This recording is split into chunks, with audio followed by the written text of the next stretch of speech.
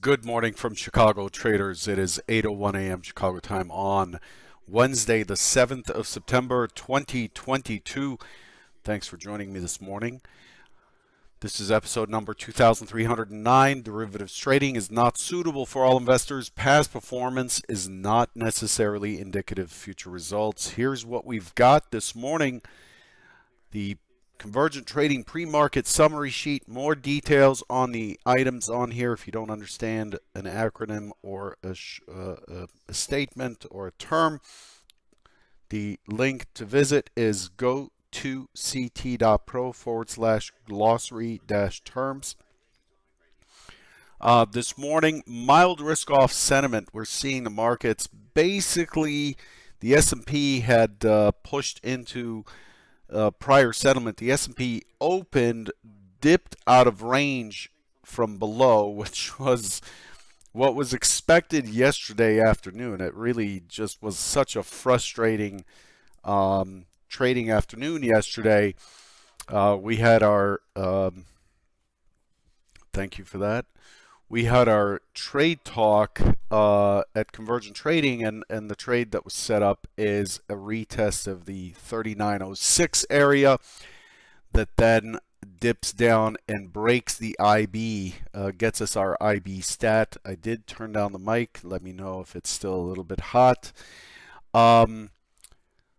Take out our IB low to give us the IB stat, and then yesterday happened to fall into the days in history that go into the category of an IB not broken, which falls in the 3% historical probability.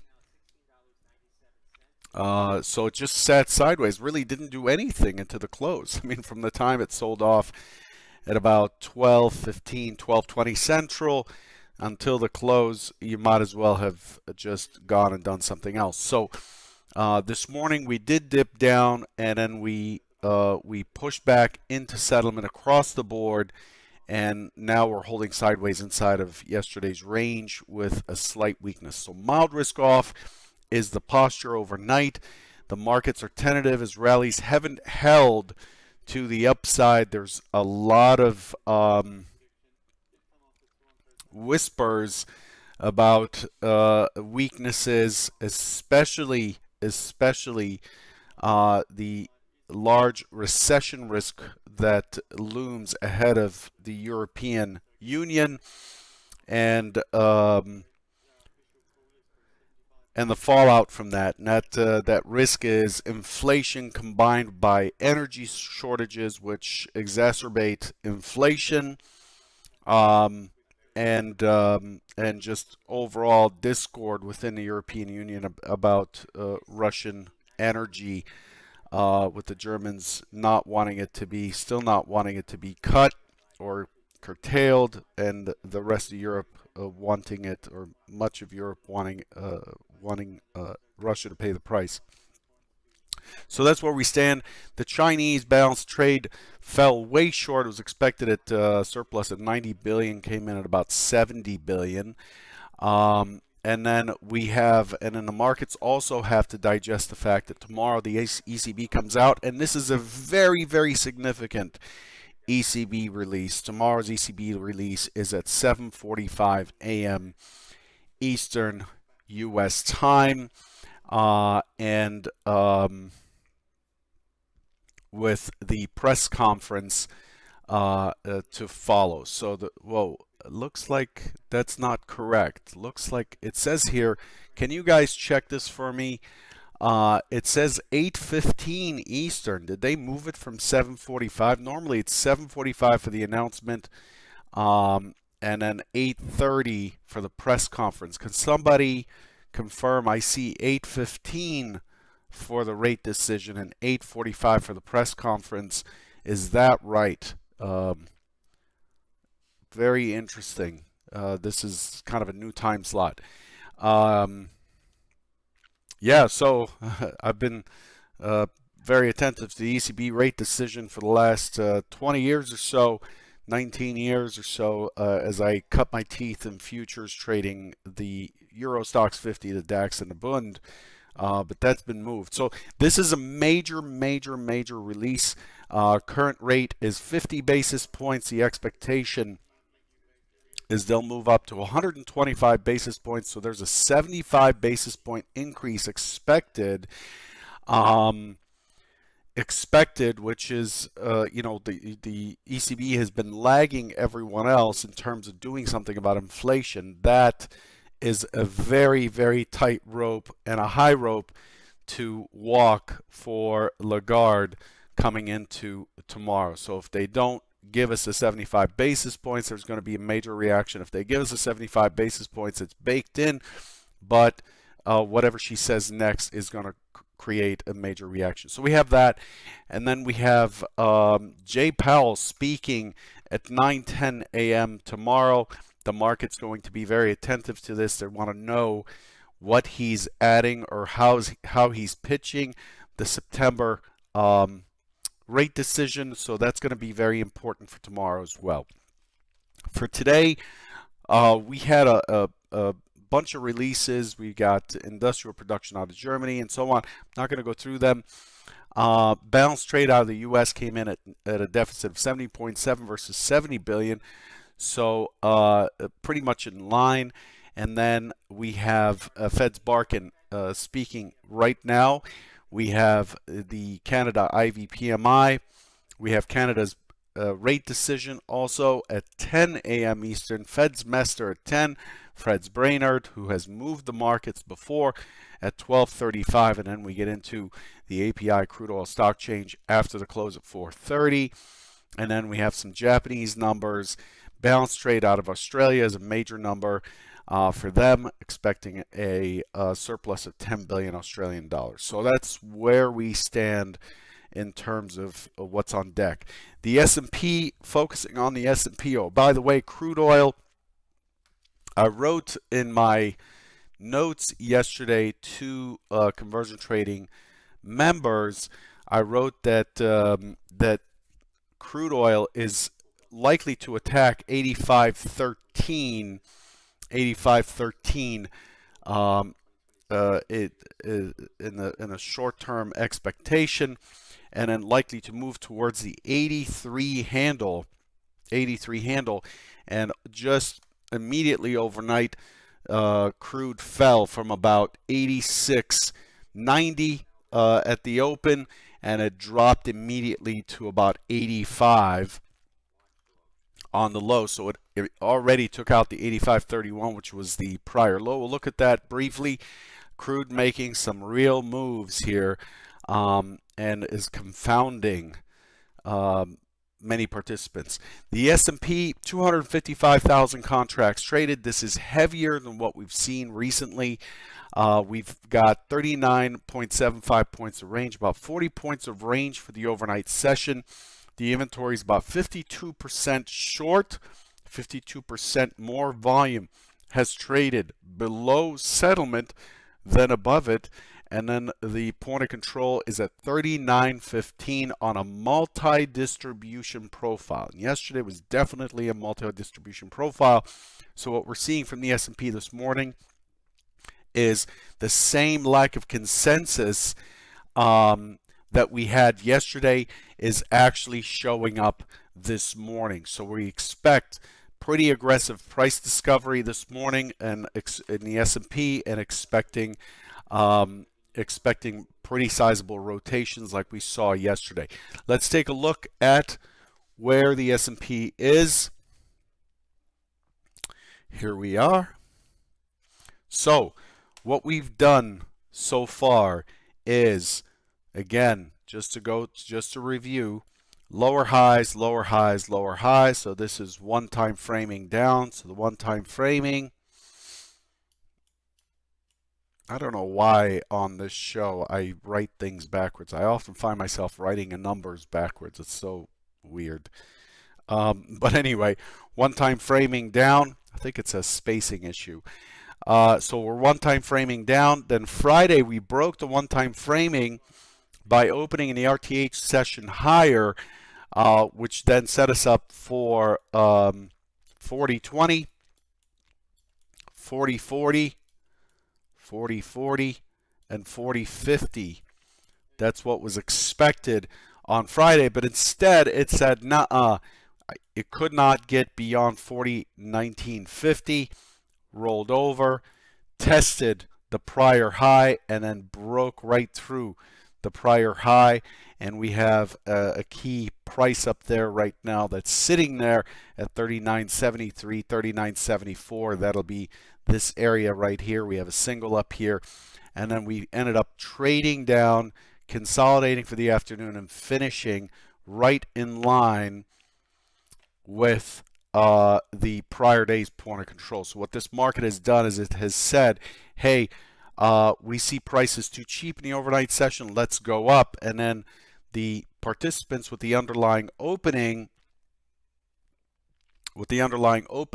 simply said, hey, we have no fuel to take us above this 40.20 and to get us back into the selling day from a couple weeks ago. We have no fuel for that. Let's test the other side. And they end up coming down and accepting this lower bounce, which set us up, as we had discussed yesterday, a very high probability of a push down through these lows. The 39.03, the 39.06 likely to be taken out, and we did take them out yesterday. Look at how boxy this profile is. We'll look at the volume profile as well. We ended up trading mainly the entire range. I mean, we opened yesterday at 39.34, right in here. We sold off in what looked like an open rejection reverse, something that has somewhat of a drive down. Crude falling through 85, pushing 84.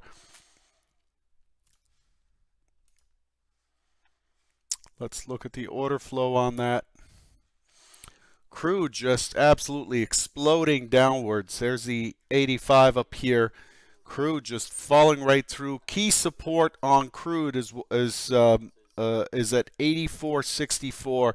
A small response here, consolidation, and what we have is an impulse consolidation continuation trade with a secondary impulse down. Continuation is expected from here. Next level down to 84.09.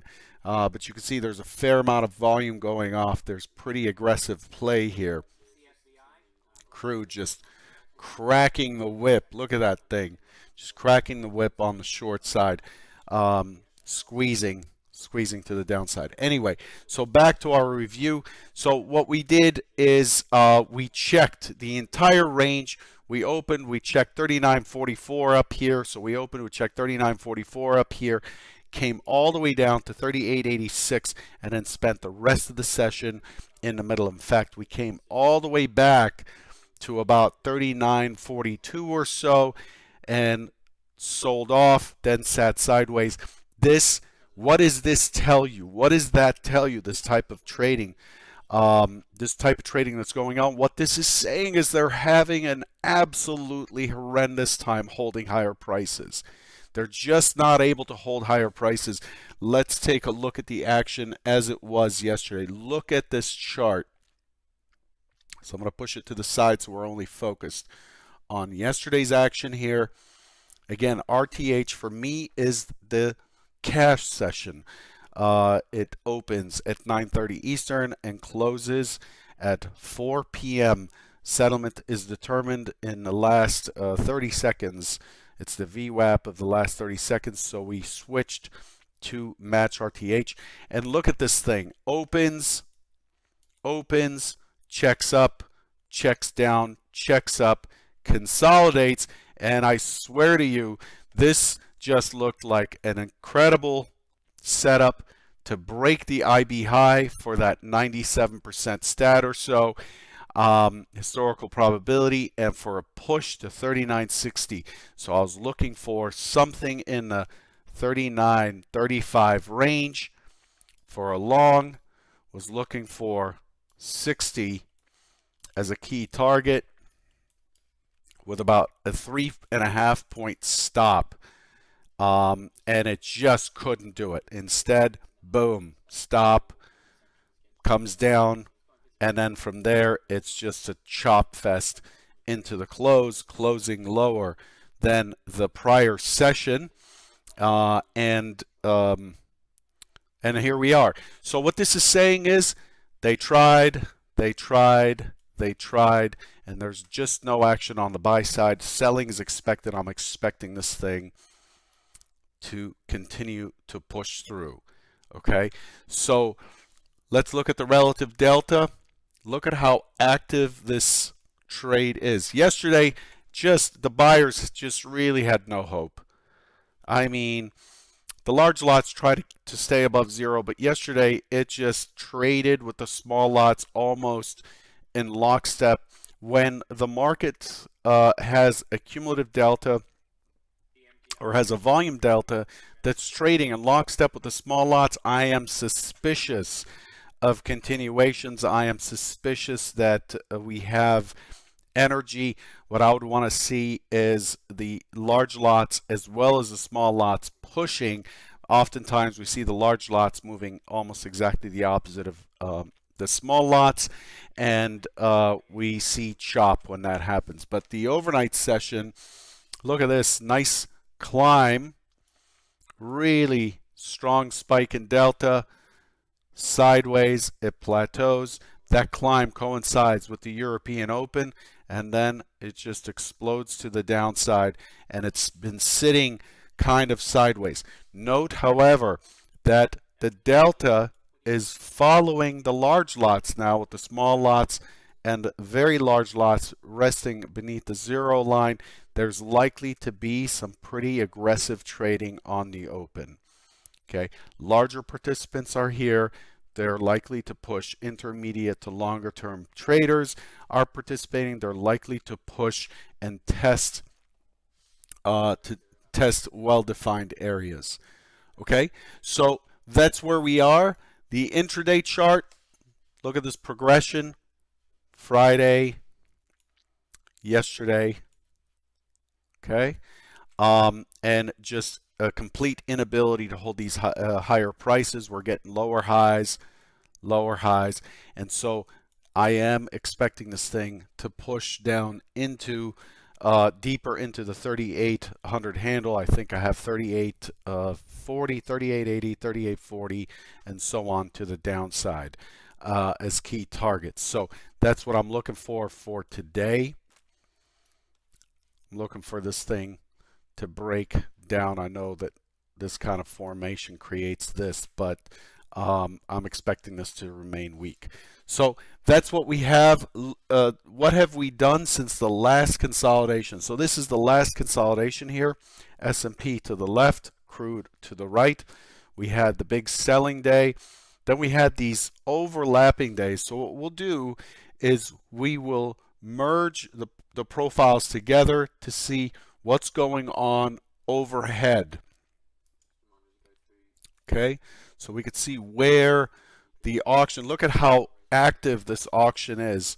Multi-distribution, okay, and then we opened right on the lower distribution yesterday and are moving away, and that's feeding into the idea that the auction is not done to the downside. Okay, so what we have here is some pretty significant overhead in terms of resistance as it tries to push up. So the low volume node at 50, we have 88 in volume. This is 75, and then we have this upper low volume node, which was the 4020 I mentioned earlier, which we could not handle on Friday. These are key areas. So this is a high volume node, low volume node, low volume node, high volume node, low volume node that we have to deal with. There's quite a bit to climb through if we push higher, is my opinion. Okay, so what are we expecting for today?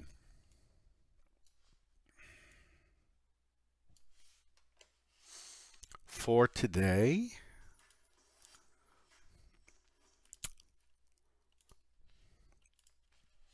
well, we don't have enough range here. Where's 3 sigma? 2 sigma. Okay, 2 sigma to 2 sigma. There we go. So what are we expecting for today? We're opening against VWAP, we're opening against mid, and we're opening against the overnight point of control. I'm expecting responsive buying early on. I'm expecting a consolidation that fails.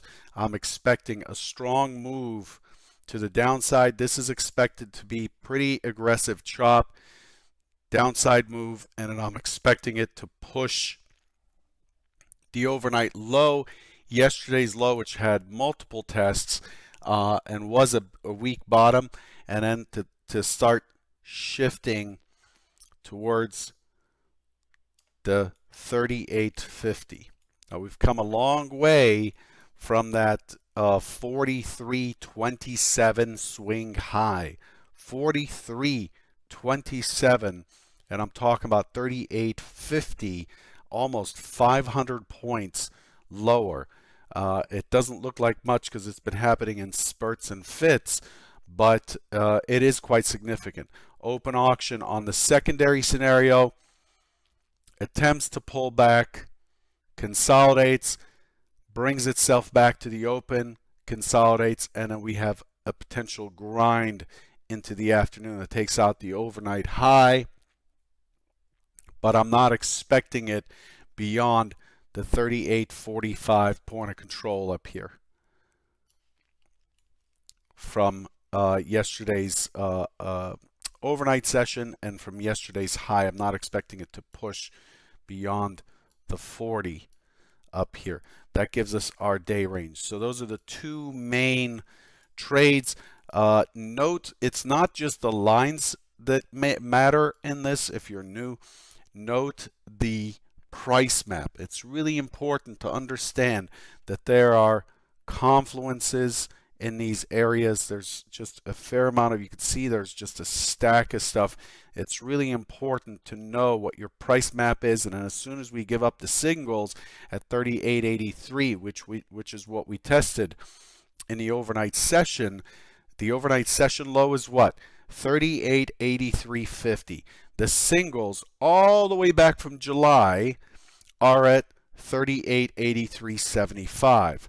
And there's some confluence here that was tested, held, and once we give away the confluence, notice that these, I know they're faint because I like to keep them faint, notice how these lines now become distant until we get into this zone where we have multiple pieces. So we have confluence, I'm just going to write minor confluence, and then we have single, not single print, but single piece of information there, and then we have confluence. The market generally moves from confluence to confluence to confluence to confluence, and that's where we generate our high volume nodes. So keep an eye on it. If it takes out the 83 and you're short, you want to hang in there. There's likely to be acceleration to the downside, and that's the key idea of the day, right? To the downside, we want to stick in there. There are likely to be weak shorts from weak longs from yesterday, and they're likely to get squeezed, and it's likely to accelerate pretty quick. And that gives us a range of about 50 points to the downside and about 45 points to the upside. A quick view of the dollar. This is bearish U.S. stocks. The dollar broke out of the high of around 109 and has breached 110. This is bearish for U.S. Equities. This is a fundamental headwind that and risk overhang that the U.S. equity market is likely to confront. Why? Because as the dollar gets more expensive, it becomes difficult for U.S. companies, which is what the S&P represents. It's difficult for U.S. companies to sell their products abroad. And essentially what the dollar does is it rises, is it causes inflation in the entire U.S. Product scope, and it makes it much more expensive to buy there. So now if I'm buying airplanes, I'm going to go look at Airbus as opposed to Boeing, or I might look at Bombardier up in Canada versus US. If I'm looking for consulting services, I might go to London or somewhere else, Singapore or whatever, as opposed to coming to US companies. That has an impact on those stocks, which are represented in the indices in one way or another. Anyway, I've talked a lot. Good luck today, and I'll catch you tomorrow morning. Take care.